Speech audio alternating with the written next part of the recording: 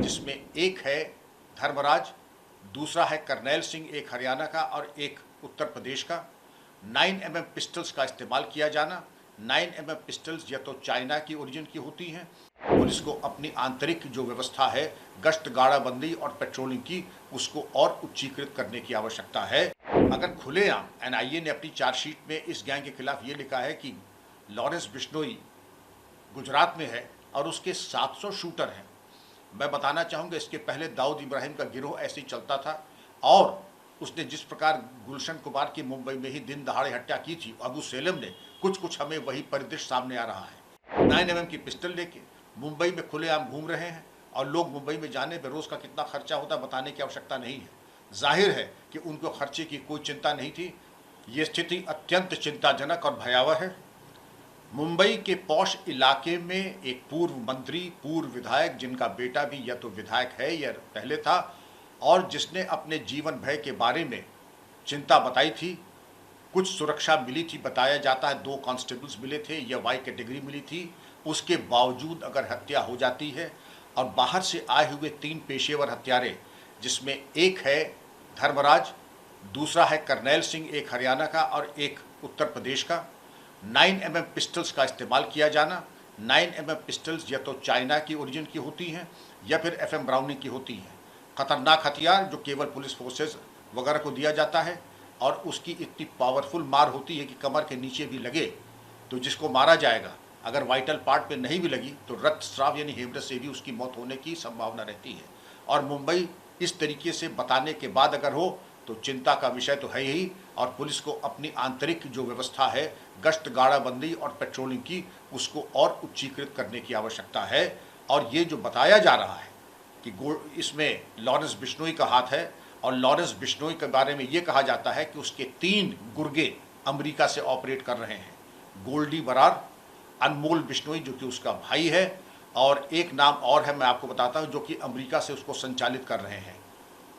और अगर खुलेआम एनआईए ने अपनी चार्जशीट में इस गैंग के खिलाफ ये लिखा है कि लॉरेंस बिश्नोई गुजरात में है और उसके 700 शूटर हैं। मैं बताना चाहूँगा, इसके पहले दाऊद इब्राहिम का गिरोह ऐसे ही चलता था और उसने जिस प्रकार गुलशन कुमार की मुंबई में ही दिन दहाड़े हत्या की थी, अबू सेलम ने, कुछ हमें वही परिदृश्य सामने आ रहा है।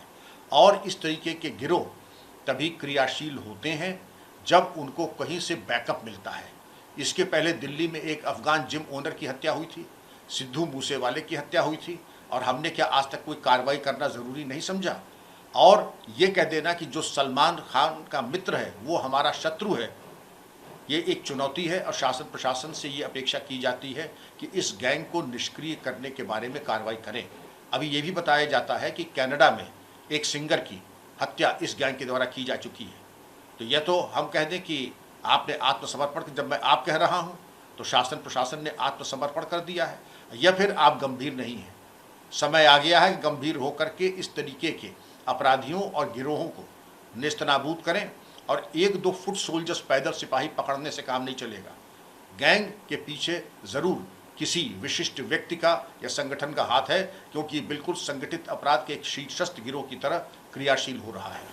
एक बड़ा अहम सवाल है सर, जैसे कि आपने जिक्र किया जिन पिस्टल्स का इस्तेमाल अशरफ के साथ भी किया गया था, उसमें भी 3 लड़के आए जो कि काफ़ी यंग एज के थे। सेम सिचुएशन यहाँ जैसे कि हाई टेक पिस्तौलों का इस्तेमाल किया गया था। तो क्या कुछ सिमिलैरिटीज देख रहे हैं आप इन चीज़ों में? क्या मैं ये देख रहा हूँ कि हथियार हवा से नहीं आते। 9mm की ब्लैक में भी, असली अगर देखें मार्केट में प्रोहिबिटेड बोर्ड है, मिलेगा नहीं, लेकिन ब्लैक में भी बताया जाता है कि 10 लाख से कम नहीं आता है।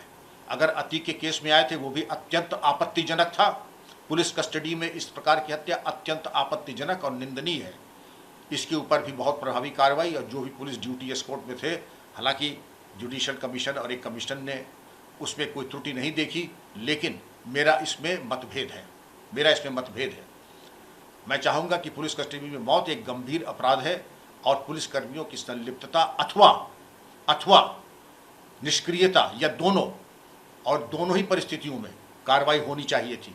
वर्तमान परिस्थिति में भी अगर इस तरीके के शूटर आ रहे हैं, आप देखें करनैल सिंह हरियाणा से, दूसरे धर्मराज उत्तर प्रदेश से, और 9mm की पिस्टल लेके मुंबई में खुलेआम घूम रहे हैं, और लोग मुंबई में जाने पर रोज़ का कितना खर्चा होता बताने की आवश्यकता नहीं है। जाहिर है कि उनको खर्चे की कोई चिंता नहीं थी। रेकी करना और इस तरीके से आक्रमण करके हत्या करना, मैं इसकी घटना की निंदा करता हूं और उम्मीद करता हूं कि इसका सफल अनावरण होगा। एक आखिरी सवाल है सर, जिस तरह से ये यंग दुनिया में बढ़ती जा रही है, आप किस तरह से देखते हैं एज ए यूपी के फॉर्मर डीजीपी?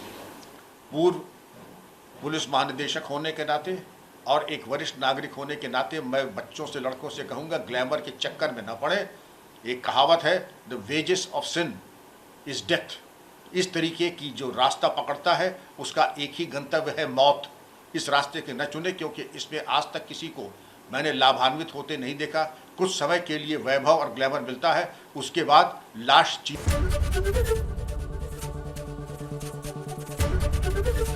एबीपी गंगा, खबर आपकी, जुबान आपकी।